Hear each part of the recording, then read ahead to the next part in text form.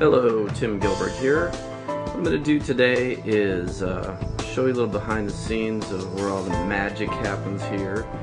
As you can see, this is my normal workspace. Kind of crazy. Today I'm going to go over, I have a M Audio Fast Track and I'm going to hook it up to a Mac with Garageband. The reason I'm doing this is I had to learn how to do it for a live streaming show, and I figure why not show you how to do it. I had to learn it all, and just give you a little idea of the madness. I'm gonna probably clean some of this stuff up real quick.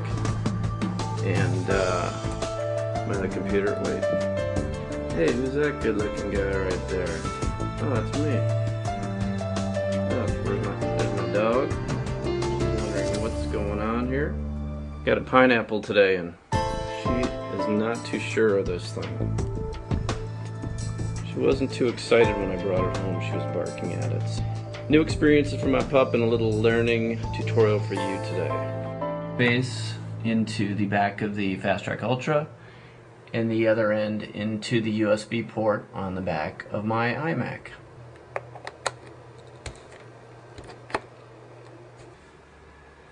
Okay, we're going to open Garageband. Garageband is an application included with most Macintosh computers, and it's used to make and produce your recordings in a simple and uncomplicated way, which I'm reading for Google, which is pretty much a good description.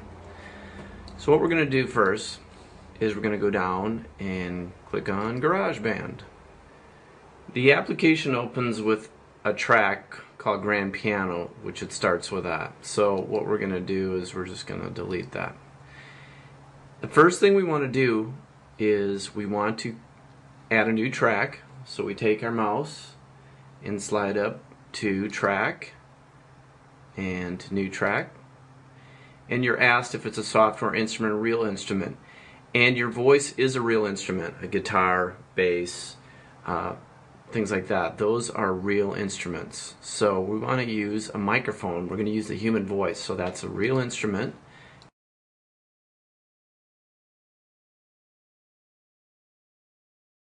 Click Create. And what's kind of fun, if you look in the lower right here, this kind of threw me for a loop and I had to do some research.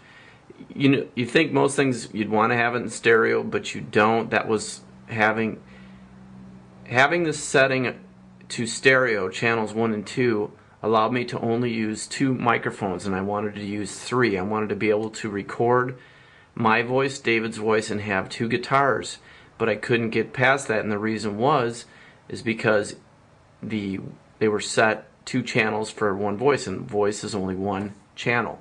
Okay, so the first thing you want to do is go in the lower right, and you'll see here too, the M-Track Fast Track Ultra has 8 ports available that we can use it simultaneously. So that again shows you, you know, we're going to just use channel 1. So we'll put a mic on 1, and we'll create another track, put it on 2, 3, 4, etc. So this was a key component here that took me a little while to figure out. Even with the manuals, you know, they skip a lot of stuff. So that is one of the key components to do on that. Okay, the next thing we're going to do is hook in the microphone.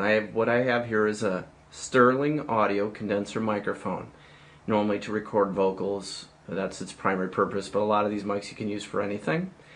I have it in this cool little cradle here. This is a shock mount cradle to basically keep it stable and eliminate extra sound from the microphone rustling around, stuff like that. So it looks kind of cool. And now we're gonna basically move on from there. Oh, if you look under where my finger is here, this is an XLR input cable. So there's one that we need to attach to the condenser microphone, and the other one is going to go to the Fast Track M Audio. Okay, so now we're going to take the other end from the microphone condenser mic and plug it into port 1. And if you notice, it went pretty fast. It went pretty fast, but there was it senses it takes a couple seconds to lock in and get warmed up. So plug that into 1.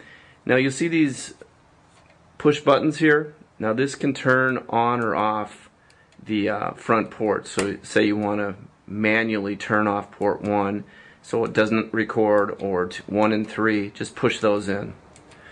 And over here are your volume controls for channel 1, 2, 3, 4, the main output. So you've got 4 XLR. Now on the front here there's these 2 hybrid ports. So as you see, these are hybrid ports. They use both the XLR and this type guitar cable. Okay, so you can go either or on the front, the first 2. So they're hybrid ports. Plus you have all the ports in the back, which is this style.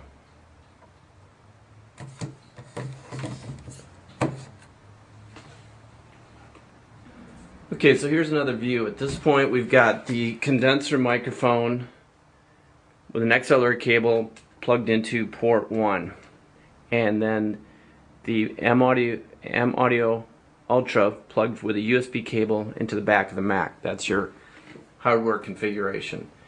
Now we'll basically just be duplicating this with these other ports here, 2, 3, and 4. We'll just be adding mics. That's what I wanted to do for the live audio streaming show. So I had 2 guitar cables and then 2 microphones, and they can be all used simultaneously, and that's kind of cool. So if you look in the top right here, there's your audio level. I'm gonna slide over here and talk into the condenser microphone, and you'll see the audio levels will go into the mid-green. This is a test. This is a test. Now we can increase that through the M Audio interface through the front panel controls. So this is channel 1 we're on. We can increase or decrease the volume, and also on the main output channel you can increase or decrease the volume of the input signal. So now what I'm going to do is we're going to add another microphone. That's just for demonstration purposes. This is a microphone that we use on our guitar cabinets to mic the guitars, and so just for same as before, it's got the XLR. So you've got an XLR input and output, one from the microphone, and we're going to go into the Fast Track Ultra. And we're going to put it in port 2. And you'll see a little green and red flash once you put that in to show the signals properly recognizing it. And so now we're on step 2. So again, it's the same procedure. We're going to go up to Garageband. I wish I had this video when I was learning this. I'm going to go up to Garageband again, up to Track, and slide down to New Track. Again, we're going to choose Real Instrument. We're going to choose Real Instrument. All real instruments, bass, guitars, vocals, those are real instruments. Create. Okay? Now once again, the key thing to remember on this is in the lower right, you need to pick your input or your output. Okay? So we're going to slide down here to the lower right into the input. And see, it defaults to channel 1 and 2 stereo. Now we're going to choose channel 2 mono. Okay? Well, one last reminder, when you're putting these other devices, microphones or guitars or whatever you want to do, once you put a device in there, you need to match the channel number with the input number on GarageBand. That's the key component in this whole lesson. So our next port would be number 3. So when we create a new track in GarageBand, you need to go in.